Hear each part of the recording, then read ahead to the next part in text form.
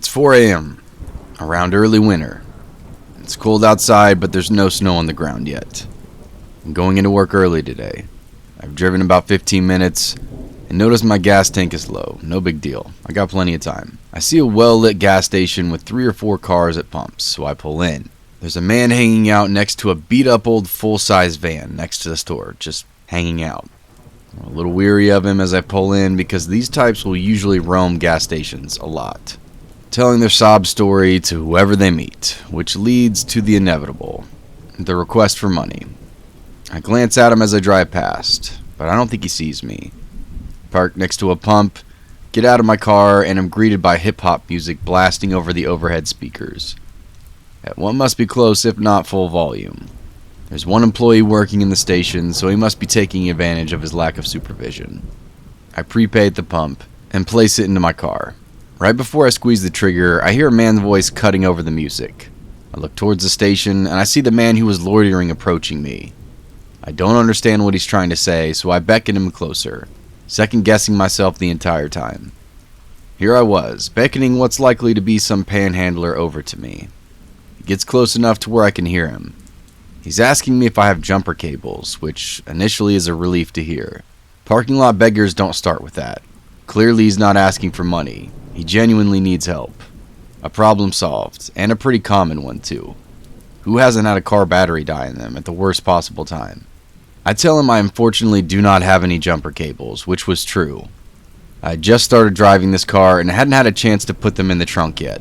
Then he asked me if I can call his girlfriend for him to come pick him up so he can get to work, as his prepaid phone is out of minutes. I oblige. He gives me the number and I dial it. After several rings, I get a recording that tells me that the mailbox is full and cannot receive any new messages. There's no greeting or anything. Just the bone stock, "We're sorry, but blah blah blah blah blah," is not available. Message that's set up on any prepaid phone. I tell him I can't leave a message. He gives me a new number without missing a beat. I call it. Same story. Full mailbox. This is when I start feeling a little bit uneasy. Visions flash in my mind of a mailbox full of messages from guys asking this fictitious girlfriend to pick this guy up. Then he asks me if I can give him a ride to his car. Up until this point, I had thought the van he'd been standing near was his vehicle. He tells me his car is up the road about a mile, at another gas station. I know the one he's talking about. It's on the main road, but it's old, and set into some overgrowth, and most of all, very closed. It's not a 24-hour gas station like most of them are these days. It's closed and has been for many hours.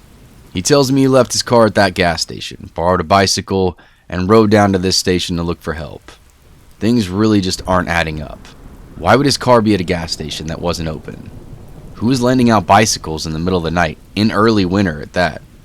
Despite all these alarm bells going off, I don't know how to disengage from this conversation.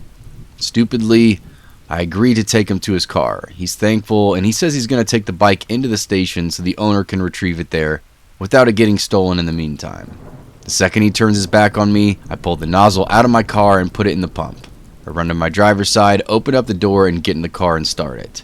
Then proceed to drive out of the station as fast as I can. I didn't even look back to see if he saw me leave. Part of me feels guilty, just in case this guy actually needed help and I just ditched him. But my gut tells me otherwise, and my gut tells me I did the right thing.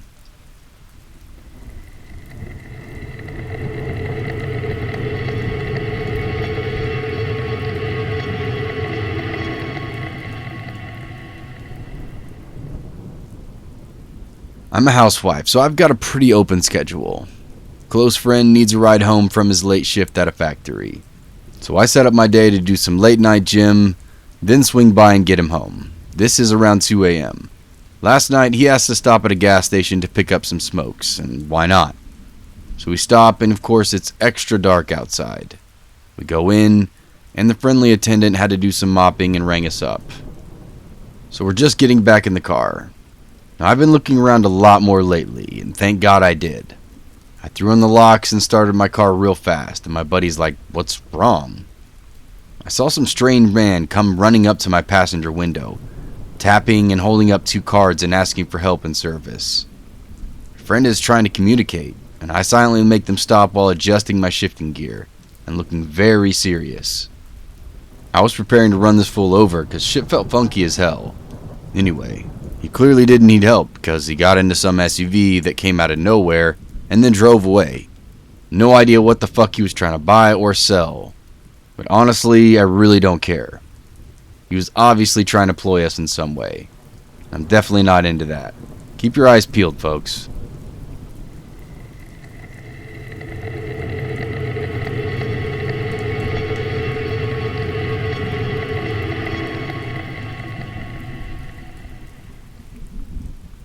One day I was making a 6-hour drive. It was one I had already made several times, as I was selling a house in another state while relocating. I was a female in my late 20s and was traveling with my puggle. He's a good dog and would try to protect me, but doesn't have much the size to do so. I had about 2 hours left on this drive and needed to get gas. I pulled off the interstate into a small town with a gas station not far from the interstate itself. It was a very sunny day and didn't even think about jumping out to pump my gas. After I started pumping, I realized that I was the only vehicle at the station. I then noticed 2 men standing around the front of the station, and they started walking towards me in my vehicle. At first I think they're going to ask for money, but then I get this really creepy feeling with the way they're looking at me. I start to panic, and knowing I probably can't get the hose out of my car and get back in before they are upon me. At that moment, a minivan pulls in with a mom and 2 large teenage boys. The boys hop out and go inside. As soon as they see them, the men walk back to where they were standing.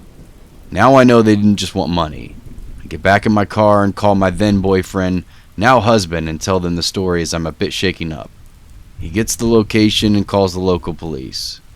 They know where the station is and said they would go check out the men. A little later, they end up calling my boyfriend to tell him that they were thankful he called, as the men had warrants out for their arrest, and they brought him in.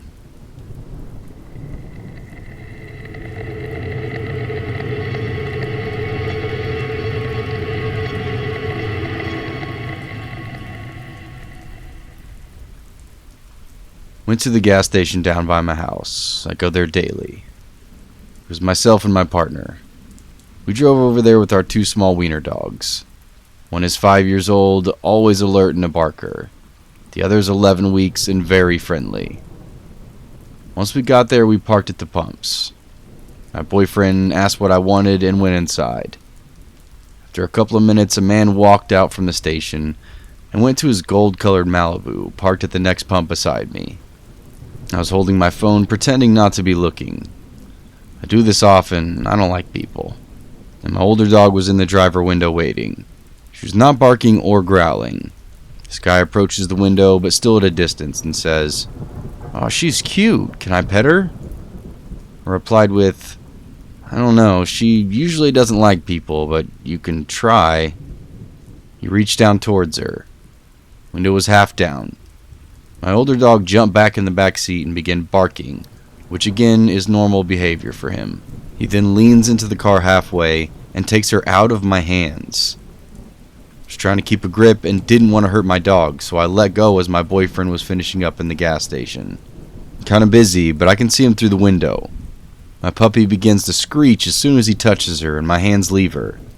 She's screaming like she is in pain. I had adjusted myself and he awkwardly shoves her back into me, as I'm trying to snatch her back and my boyfriend is coming out. He asked who that guy was, and I said I don't know. The guy got in his car and drove away. We also drove away and went home. I told my boyfriend he wanted to pet the other dog, but reached, grabbed the puppy, and then shoved her back really quickly. And I have no idea who he was. He said he was rude to the workers, and I was happy I was okay. It was a very scary interaction.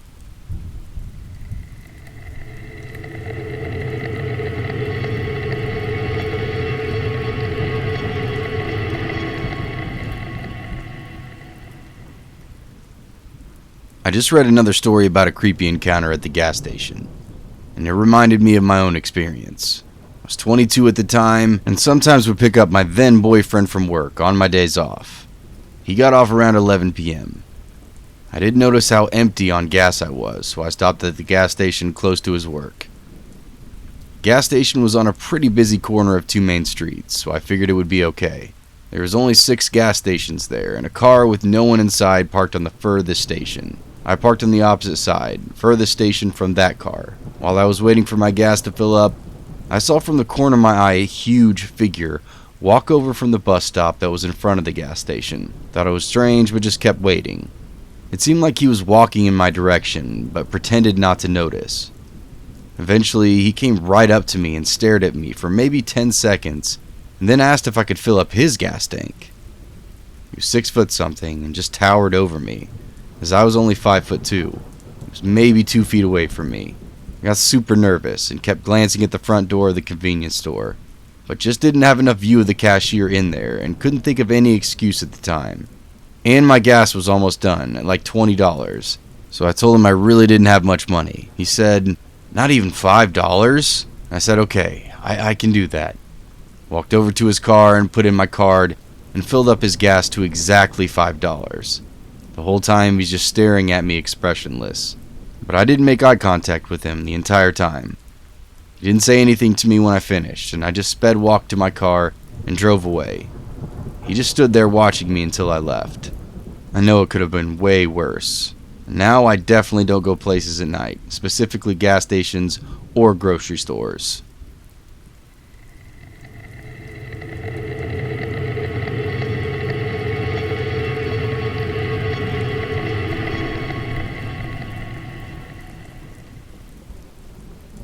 It was last year when we went to the gas station with 2 of my friends. All of us were teenage boys, and we went up there to buy some snacks. We walked inside of the store, got our stuff, and then went up to pay for it. The lady at the cash register told us that there was this suspicious looking car parked outside and that there were men inside that were looking at us. He warned us to be careful and that the men seemed very dangerous. We thanked them and then left. As we were walking away from the gas station, the men started pulling out of the parking lot. We then bolted and went in the other direction. We ended up going to a spot next to a church and an abandoned building where it was hard to see us. Still in fear, we sat there and looked around paranoid. Can't honestly say for sure if we were going to get kidnapped. Either way, I'm glad those ladies warned us. Or maybe we were just paranoid, I don't know. Either way, I'm glad we got out of there fast. So creepy men at the gas station, let's not meet again.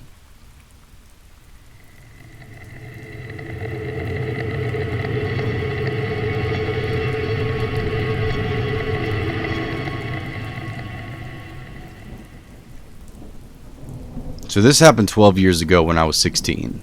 It was so creepy that it still feels like yesterday. When I was 16, my parents were kind enough to buy me a used car. It was decent, but had one major issue that always seemed to bite me in the ass. The fuel gauge didn't work properly. And needless to say, running out of gas happened pretty often. One day I was on my way home from school, and I had taken a back road home. And surprise, surprise, the car came sputtering to a stop due to being out of gas. Get out of my car at this point to smoke a cigarette, and to call my mom. As soon as I took my phone out of my pocket, a white van with no windows pulls up behind me. An older gentleman gets out of the van and then approaches me. "Hey there, young lady, having trouble?" This stupid thing ran out of gas. It happens to me a lot." That's a bummer. I'm on my way to pick up my kid from school. Wouldn't mind taking you to the gas station. I have a gas can you can use too." "Oh, I don't know about that. I have some cash I could give you. And you could bring it back?" "Well, the thing is, I'm not familiar with this area, and I don't know where a gas station is. You'd have to come with me, so you can show me where to go." This was really alarming to me since he was picking up his child from school, and all the schools nearby were near gas stations. Unless this was his first time he had ever picked up his kid from school, he would definitely know where a gas station was. I stood there for a moment as my brain started to process that this guy was probably bullshitting me. "Come on, just hop in. I'll buy you a pack of smokes while we're there too." At this point, I got a terrible feeling in my gut. My heart was racing, and he started walking closer and closer to me. Luckily, I trusted my instincts. Pretended my phone was ringing and I answered. "Oh yeah, hey, I'm on this road." "Okay, yeah, less than 5 minutes? Great. Bye. Hey, my mom is actually on the way now with gas. She should be here any minute. Thanks anyway, though." As soon as I was finishing my sentence, he was practically running back to his van. I hopped in my car and immediately actually called my mom, for real this time, and told her everything that just happened. She said she luckily had just left work early that day, and we'd be there in 15 minutes with gas. Instructed me to stay on the phone with her the entire time until she arrived, just to make sure that creepy fucking guy wouldn't come back. Moral of the story, make sure your freaking fuel gauge works, and tell guys in creepy white vans to fuck right off.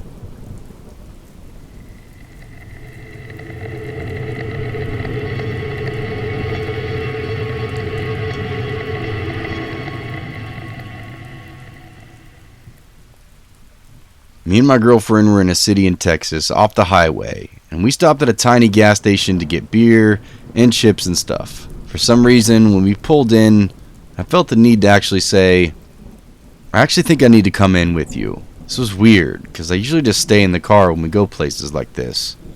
Or when I get out, I don't feel the need to announce it. When we walked in, everything felt normal. We were just laughing and joking about how the half-naked Modelo girl cardboard cutout had a super pixelated face.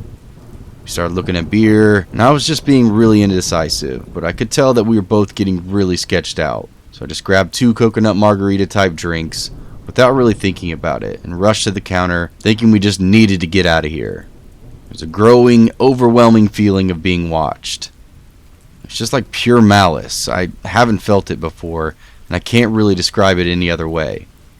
There's an old Hispanic man leaning on the ice cream cooler right by the counter and watching every single customer. Everything felt slow, and it's really hard to explain.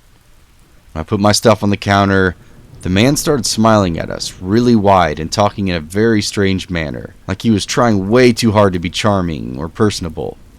And it just came off as really strange and honestly just off. Outside the door, I could see a man in a red jacket also staring inside, just watching and waiting.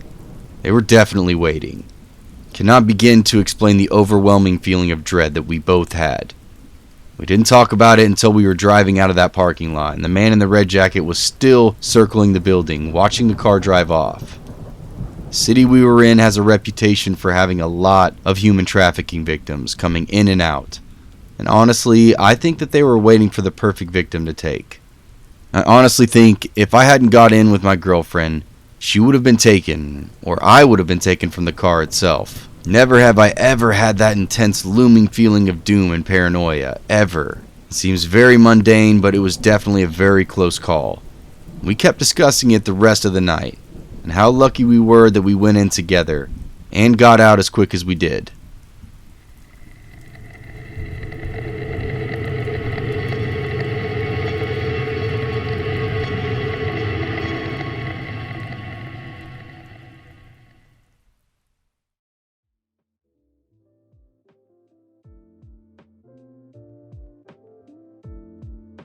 Hey everyone, thanks for listening if you stuck around to this point. If you haven't yet, please hit the like button, the subscribe button, and that notification bell to be notified when future episodes come out. As always, please leave a comment below of a theme you'd like to hear next. Always in need of more stories, so if you have a true scary of your own, feel free to send it to my email. All of the links are below. Sorry in advance, I know this episode is a little shorter than I'd like it to be, but if you do these narrations at all, or you've had any experience with like trying to get stories from Reddit, it is a pain in the fucking ass to get people to respond and get their permission to use stories. So I honestly, I send out like 40, 50, 60 messages maybe, and I might get 6, 7, 8 maybe if I'm lucky to respond, and then I can use those stories. So I'd like to make some of these episodes a lot longer, but it's just impossible when nobody responds. So,